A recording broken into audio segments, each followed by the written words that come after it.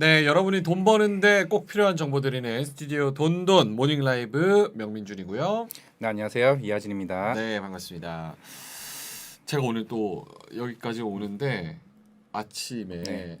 좀 시끄럽더라고요. 그래서 이제 주변을 보니까 대선이잖아요. 아, 노래 부르고 뭐 난리도 아니에요. 그거 보면서 한 가지 생각이 들었습니다.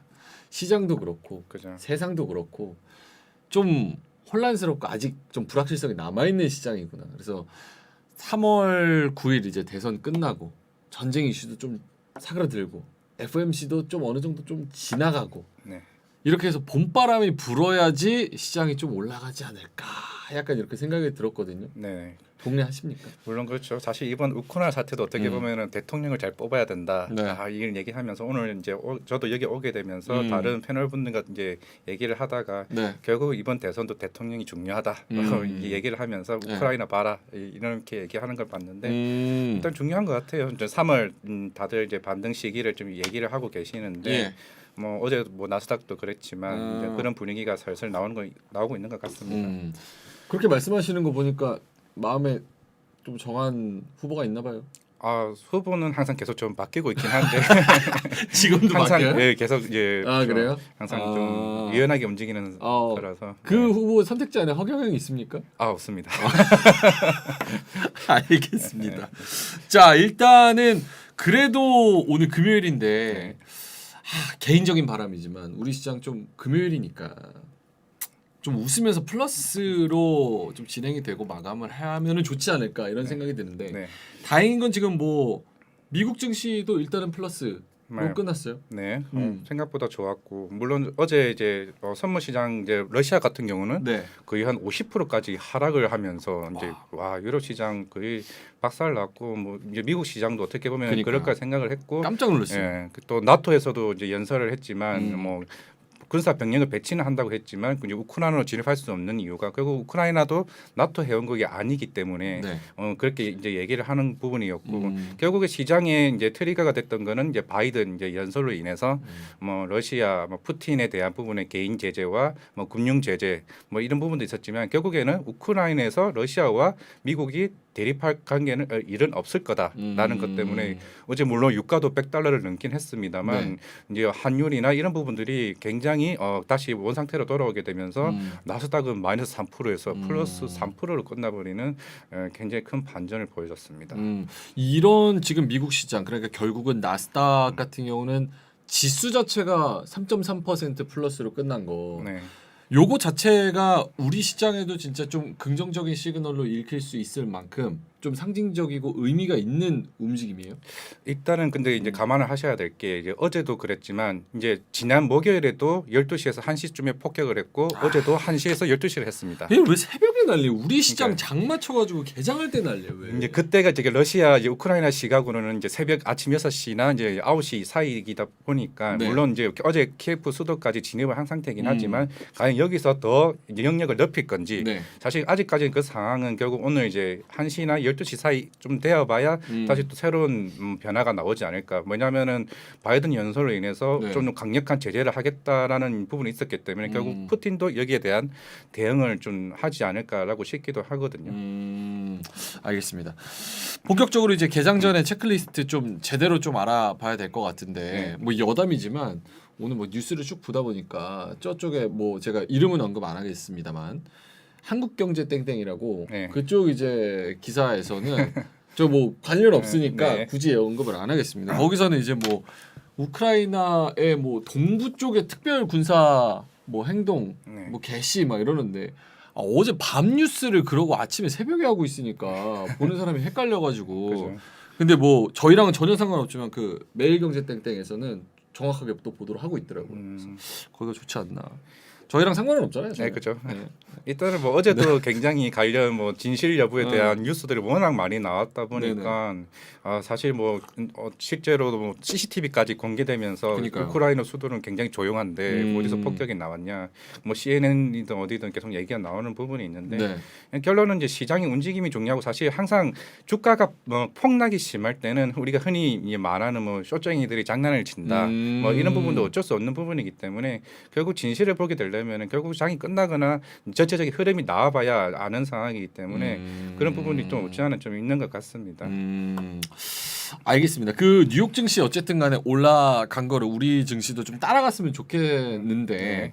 그러면 뉴욕 증시에서 어떤 섹터들이 좀 올랐는지를 좀 봐야 될 것 같은데 특별히 오른 좀 섹터가 있습니까? 특별히 오른 부분은 이제 사이버 전쟁을 이제 우려하는 부분 때문에 네. 사이버 관련주들이 좀 올랐던 부분도 있고요. 아, 근데 그래요? 사실 어제 좀 중요한 지표들이 발표가 됐는데 뭐죠? 이게 어떻게 보면 묻혔어요. 음. 이제 실업급여 보험 청구 건수도 굉장히 긍정적으로 나왔고, 근데 어. 이것도 사실 시장이 반영이 안 됐을 때 그렇게 반등도 안 나왔고, 그리고 4분기 GDP 잠정치도 6.9%에서 7% 상승하게 되면서 어떻게 보면 미국 경제에 대한 회복 시그널이 나왔던 부분인데 그것도 어떻게 보면 시장이 묻혔습니다. 결국 그런 부분들이 뭐 향후 이제 조금 우크라이나 발이 좀 잠잠해진다고 하게 되면은 네. 어떻게 보면 3월 금리 인상 부분이나 그런 부분들에 조금 어느 정도 시각이 좀 긍정적으로 변하지 않을까 싶은데 이제 그런 부분은 이제 나중에 또 다른 다음 주에 고용 지표 발표가 되게 되면은 네. 조금 반영되지 않을까 싶습니다.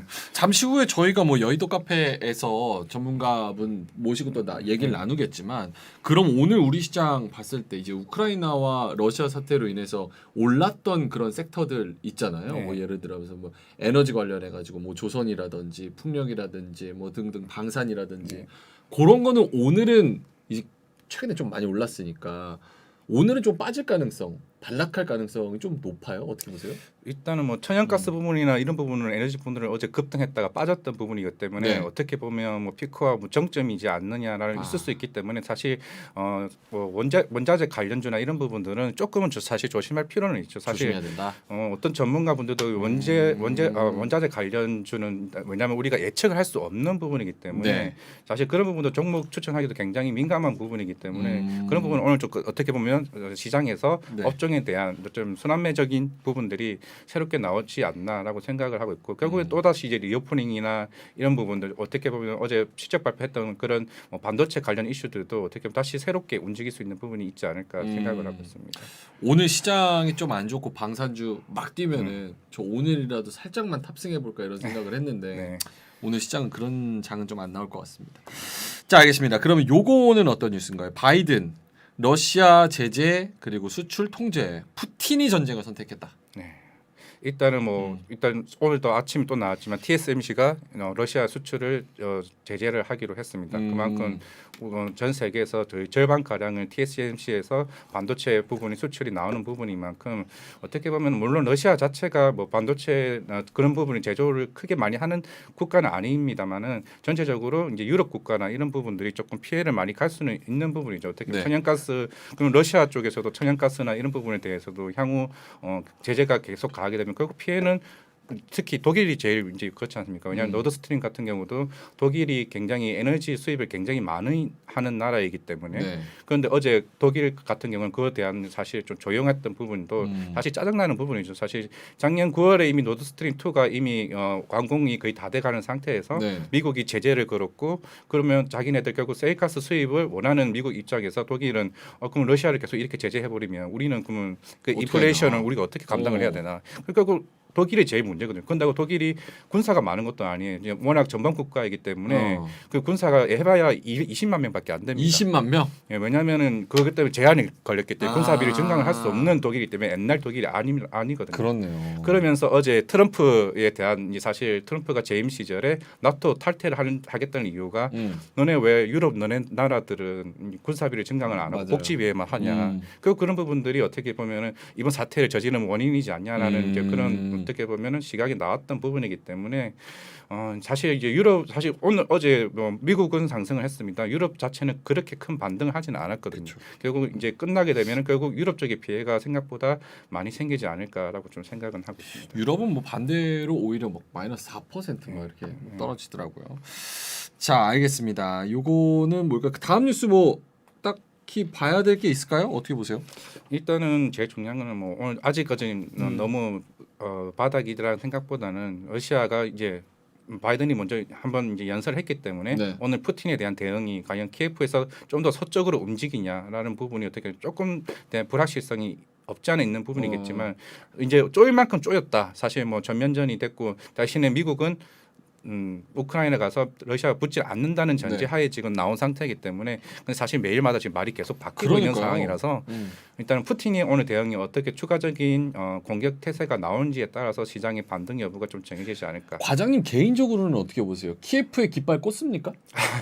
일단 키예프 자체는 동 우크라이나가 아니라 서 우크라이나 이제 지역이기 때문에 네. 사실 꽂는다고 하게 되면은 생각보다 이게 좀 커질 수 있지 않을까. 그러니까. 근데 지금 뭐 거의 가까이 갔던데? 네, 뭐 5, 6km 정도 떨어진 걸로 알고 있는데. 계속 오늘 아침에도 뭐 군사 뭐 피해를 우크라이나 쪽에서도 얘기가 계속 나오고 있긴 한데 네. 물론 수치적인 거는 뭐 정확하지는 않겠습니다만은 일단은 시장 자체가 어떻게 보면 유가의 흐름이나 이런 부분들 좀 반영을 먼저 하지 않을까 싶습니다만은 사실 키예프 수도를 이제 점령한다는 건 진짜 어떻게 보면은 정말로 좀 그럼 나토 물론 나토 국가는 어차피 큰 계획을 할 수 없는 상황이지만 결국 미국 자체 내에서도 뭐 오전에 뭐 바이든 대통령이 또 추가적인 뭐 멘트가 나올 수는 있지 않겠습니다만은 아직까지는 그런 부분이 해소가 돼야 되지 않겠냐 생각을 하고 있습니다.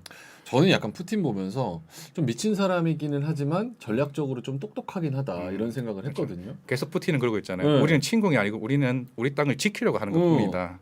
그리고 계속해서 이렇게 뭔가 군사적인 행동을 하더라도 사실 미국과 유럽 쪽에서도 명분이 명확하지가 않으니까 그렇죠. 들어올 수도 없고 어차피 푸틴은 더 뻗어나가면 뻗어나갈수록 외교적으로 뭔가 급한 거는 그쪽이니까 그렇죠. 오히려 딜 칠 수 있는 그런 입장이 더 딱 단단해지는 거 아닌가 이런 생각이 들어서 전략적으로 좀 스마트하다 이런 생각이 좀 들었습니다. 유가는 어떻습니까? 유가는 이제 뭐 많이 하락을 했다가 93달러로 이제 지금 거래가 되고 있었던 부분인데 네. 일단은 계속 이제 얘기가 나오는 게 이란이죠. 이제 이란이 어떻게 보면은 이제 핵 협상의 타결이 생각보다 빨라질 수는 있다라고 하는 부분이 있기 때문에 어떻게 보면은 향후 이제 유가의 급등에 대한 부분을 어떻게 보면 조금은 잠식시킬 수 있지 않냐라고 생각하지만 저도 한번 어제 알아보니까 이제 1월달에 러시아가 생산하는 물량이 이게 사실 이란이 나온다고 하더라도 이제 차이가 굉장히 많더라고. 한 4배 정도가 생산량의 차이가 나더라고요. 그래요? 막상 이란이 된다고 해서 막 러시아만큼의 석유 생산량을 과연 이거를 채워줄 수 있을까라는 물론 그에 대한 부분 나중에 향후 오펙 회의에서 뭐 정산을 하는 방안이 뭐 없지 않아 있을 수는 있겠지만 이제 그런 부분도 좀 감안을 해야 되겠다. 핵 협상이 재타결이 되더라도 실질적으로 이게 미치는 영향은 러시아 대체를 할 수 있는 부분을 조금은 그 브렌티유는 지금 8년 만에 배럴당 $100 돌파.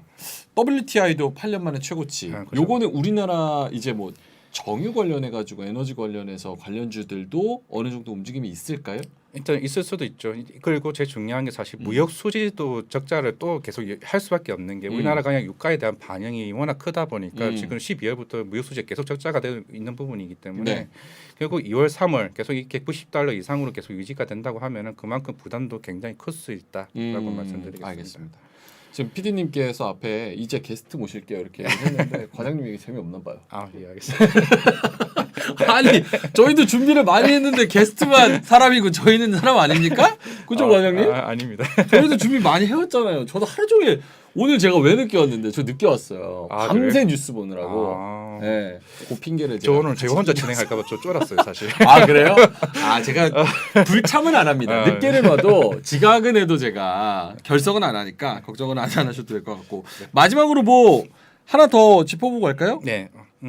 전기차 테슬라 오늘 뭐 4.8% 올랐다 막 이러는데 사실 빠진 거에 비하면 사실 그렇죠. 어제 7% 빠졌는데 테슬라는. 그래가지고 뭐 테슬라 4% 올랐다 이래가지고 막 엄청 오른 것처럼 얘기하는데 가지고 있는 분들은 이런 뉴스 보면 답답할 거예요. 그렇죠. 얼마나 떨어졌는데 내가 아직도 계좌가 10%인데 이런 생각을 하실 것 같습니다. 자 알겠습니다. 마스크 요 얘기 뭐 이런 거는 안 해도 될까요? 네, 뭐 굳이 뭐 지금까지는. 네. 빨리 뭐 넘어가라고 하니까 네.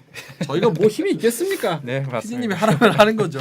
자 알겠습니다. 그러면은 잠시 후에 여의도 카페에서 무슨 말이 저희 커피 하나 마시면서 좀 오늘 좀 진짜 들을 얘기가 많을 것 같아요. 네, 저도 궁금한 게 굉장히 많습니다. 그래서 요거 그 조선 해운 관련해서 우크라이나 러시아 이 사태를 어떻게 바라보고 이게 왜 수혜주가 되는지 언제 들어가도 되는지 이런 거를 저희가 낱낱이 파헤쳐서 한번 이야기를 나눠보도록 하겠습니다. 기다리고 계시니까 잠시 후에 전하는 말씀 듣고 다시 와서 이야기 나눠보겠습니다.